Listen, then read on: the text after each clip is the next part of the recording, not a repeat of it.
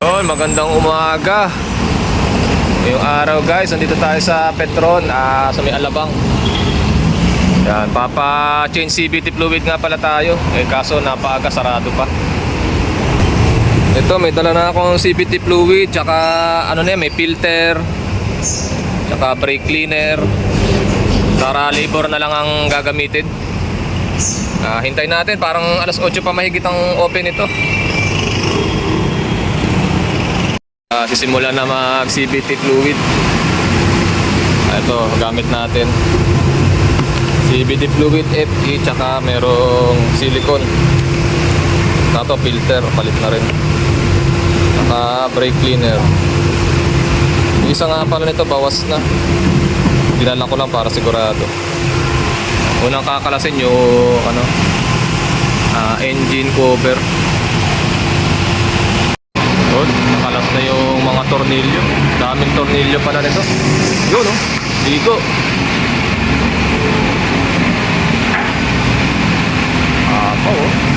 Yun ang magandang drain ng CVT fluid. Binababa ang oil pan para linis na linis. Sa kasa kasi dialysis lang. Ito talagang baklas yung niya.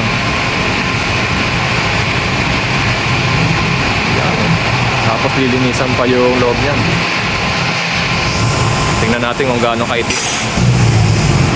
Medyo maitim na. Nagdano na rin.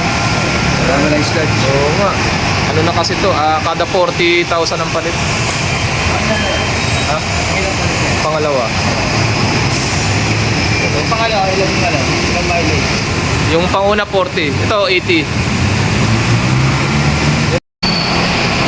Dami pang natira. Kailangan talaga magpapalit din ng filter. Dami pa natira. Kailangan bugahan din yung mga singit-singit para mawala ibang oil. Kailangan talaga malinis pagka nilinis, binaklap na to.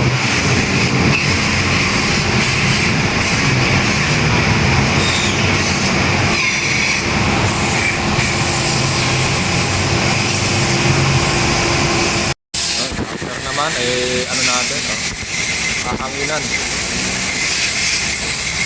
para matuyo, saka matanggal yung ibang matitirang CVT.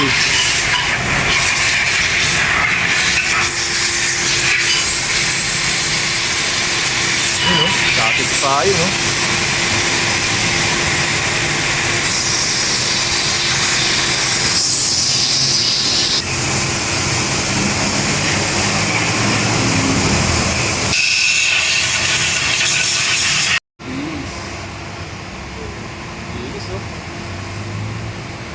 Ayun pala, magnet pala yung nilinis ni Boss.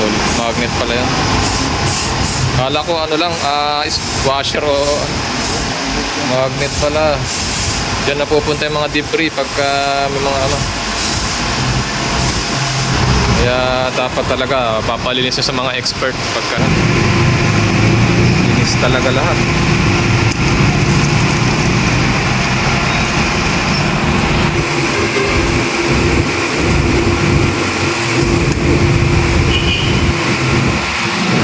Ayun, mali tayo na nabili ng filter. Walastik. Kaya pala iba yung niya, gasket. Kaya ito, lilinisan na lang muna. So, dahil mali yung nabili natin, yan na lang muna. Nilinis na ni Boss yung filter. Lagyan niya ng langis yung dulo para maganda yung kapit. Buti na nagawa ng paraan. Ang mahal din sa kasa niyan, nasa 3.5 ang filter. Meron naman din sa oo nga, meron naman din. Nakita ko nga sa Shopee tsaka sa Lazada, nasa 450 lang. May mas mataas pa ka? Pwede na yun, May mas mataas pa? Wala, puro ganun ang presyo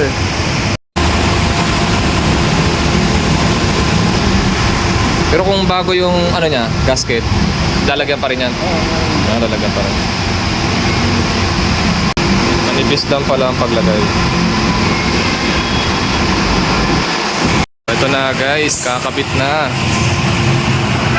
After malagyan ng silicone gasket. Yun.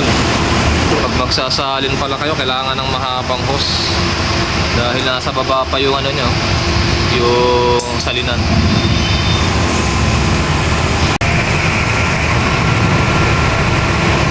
Yan, ubos ang 4 liters. So yun guys, ika-crank lang daw muna. Kumbaga ipapapondo.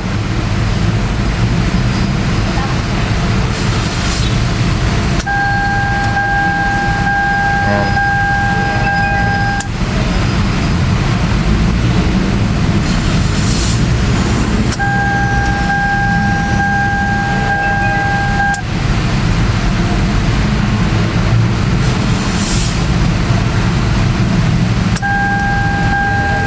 So ito nga pala yung tinakbo ng Avanza ko, 81,000. Tinecheck na yung level ng fluid. Silipin natin. Pagkalon. Panda rin ko.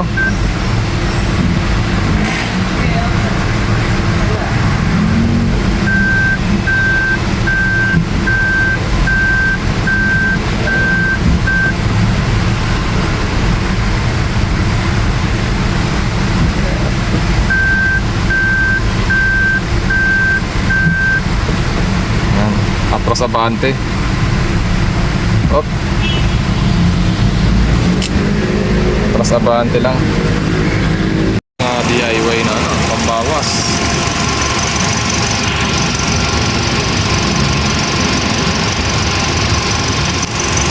Saan ba dapat ano na? Ang normal. Doon sa bilog. Pag naka-start. Pag naka-start. Kailangan pala naka-start pag mag-check kayo ng level. Tapos naka-neutral, no? Oo. Ayan, pag yan ay nakapatay. Mababa siya. Hindi. Tataas yun. Natataas.